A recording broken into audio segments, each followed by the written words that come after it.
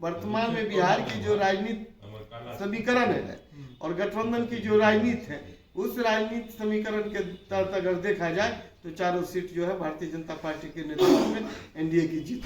अभी जो शांति का माहौल देश में है वह विगत 400 वर्षों पूर्व में कभी नहीं दिखाई पड़ी थी। बीजेपी पार्टी द्वारा बिहार की आरजेडी पार्टी पे हमेशा जंगल राज का आरोप लगता रहा है।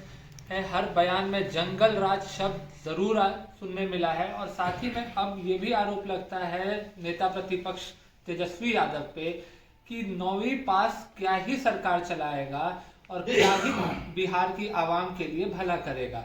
इस पर आरजेडी का प्रहार आता है कि जो 9वीं पास की जो बात की जा रही है उनकी आइडियोलॉजी, उनकी विचार, उनकी सोच बिहार के आवाम के लिए है, जबकि बीजेपी पार्टी कटोगे तो बटोगे पर बिहार के आवाम को या देश की जनता को भड़काने और उकसाने की बात करती है और साथ में जात की राजनीति करती है। चाहे वो गिरिराज सिंह की यात्रा से लेकर के हो या बड़े बड़े नेताओं के बयान में हो, हमेशा जात की राजनीति जरूर दिखी है। नमस्कार, मैं हूं फलक सिंह और आप देखना शुरू कर चुके हैं आगाज एक्सप्रेस और आज हमारे साथ मौजूद है बीजेपी विधायक वीरेंद्र कुमार जी, जिससे हम लोग सभी इन मुद्दों पे चर्चा करते हैं। साथ ही में जो चुनावी रणनीति चल रही है, उपचुनाव का क्या हाल रहा है, झारखंड चुनाव का क्या हाल रहा है, इन सब मुद्दों पे बात करते हैं।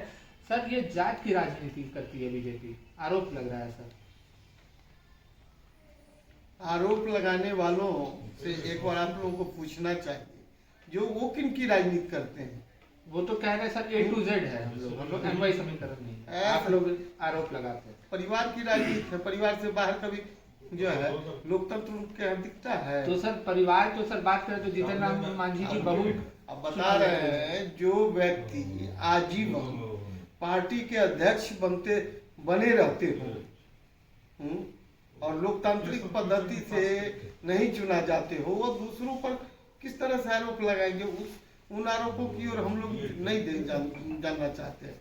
इसीलिए ये सब जो है मिथ्यावाद को नजरअंदाज करके चलना चाहिए। सर, आरजेडी द्वारा एक पोस्टर लगाया गया, भाजपा से सटोगे तो कटोगे, इस पर क्या बयान है सर? वो पोस्टर पटना गया चौराहे पर लगा हुआ है। अब वो क्या लगाते हैं उनकी बात है, लेकिन भारतीय जनता पार्टी के नेतृत्व में जो सरकार चलाई जा रही है प्रदेश नहीं देश में, और आज तक जो देश में शांति व्यवस्था दिखाई पड़ रही है, वह आंतरिक शांति हो या बाह्य सुरक्षा की बात हो, जो दिखाई पड़ रही है वह विगत 400 वर्षों में जो डाटा आ रहा है उपनिवेशिक काल से पहले और बाद में भी और आजादी के बाद भी, तो उस डाटा को देखने के बाद ऐसा प्रतीत हो रहा है जो अभी जो शांति का माहौल देश में है वह विगत 400 वर्षों पूर्व में कभी नहीं दिखाई पड़ी थी।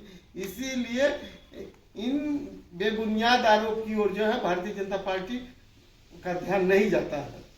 तो सर, अब जहां तक नेता प्रतिपक्ष तेजस्वी यादव जी की बात करें तो हमेशा बीजेपी की तरफ से आरोप लगा है कि हाँ 9वीं पास क्या ही सरकार चलाएगा, जिस पर आरजेडी ने स्पष्ट कहा है कि हाँ उनकी आइडियोलॉजी है, उनकी विचार बिहार के आवाम के लिए है, युवाओं के लिए है। उन्होंने 5 लाख रोजगार मुहैया करवाई 17 महीने के कार्यकाल में, जो कि बीजेपी और जेडीयू की सरकार मिल करके बिहार के आवाम के लिए नहीं कर पाई। लोग सिर्फ जात की राजनीति की।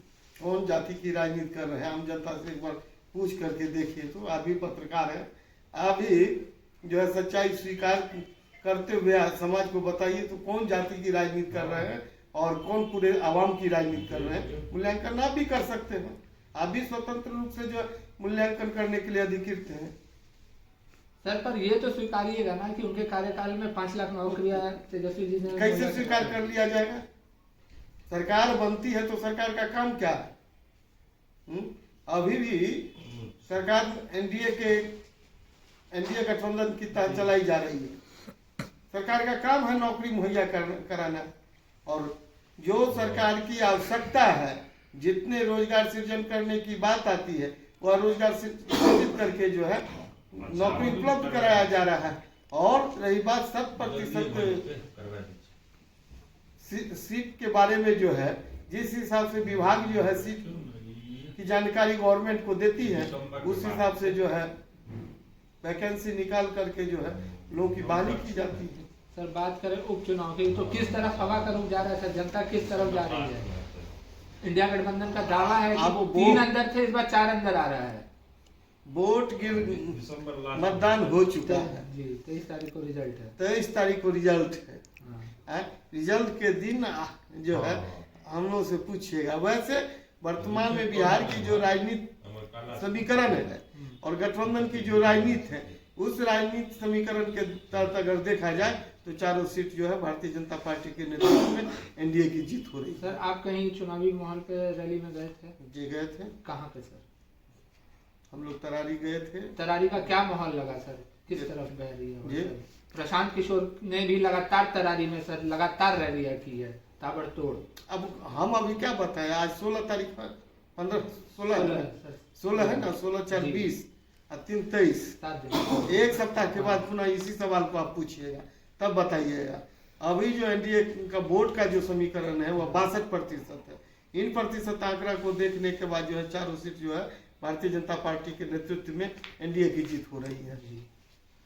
तो ये थे हमारे साथ बीजेपी के विधायक वीरेंद्र कुमार जी, जिनसे आपने स्पष्ट सुना कि 23 तारीख को जनता जवाब दे रही है विपक्ष को और जन स्वराज को। जी हाँ, वो जनता का जवाब रहेगा जो 23 तारीख को जो रुझान और जो रिजल्ट आने वाले हैं है विपक्ष, और जहां तक जन स्वराज पार्टी प्रशांत किशोर पांडे की जो पार्टी है उनकी बोलती बंद होने जा रही है। और साथ ही में जंगल राज और तमाम मुद्दों पर, बिहार के विकास के मुद्दों पर उन्होंने स्पष्ट कहा है कि जो बिहार में मौजूदा सरकार है वो बिहार की जनता के हित में काम कर रही है, नौकरियां मुहैया करवा रही है, वैकेंसीज निकल रहे हैं तो आम जनता तक वो वैकेंसी पहुंच रहे हैं। तमाम खबरों के लिए जुड़े रहे हमारे साथ, देखते रहे आगाज एक्सप्रेस। धन्यवाद।